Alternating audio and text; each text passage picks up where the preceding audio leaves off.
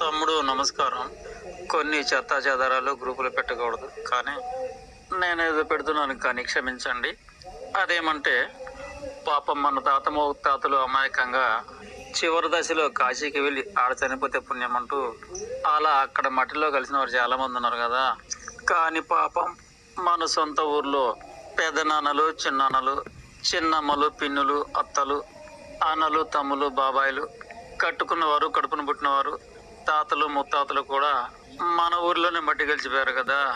మనం కూడాను మన జన్మభూమి ఇదే గనుక ఇక్కడి మట్టి ఇక్కడనే కలపడమే కాక కాలం తీరిపోయినా కూడా మన వాళ్ళందరూ కూడా ఇక్కడే ఉన్నారు కనుక కాలం తీరాక మనం కూడా ఇక్కడ మట్టిలో కలిసిపోతే బాగుంటుంది అనే ఆలోచనను మరిపించి పాపం ఇక తీసుకెళ్ళి కాశీలో చనిపోతే పుణ్యం ఉంటుందని ఆ విధంగా లోకాన్ని అధోగతి పాలు ఎందుకు చేయవలసి వచ్చింది.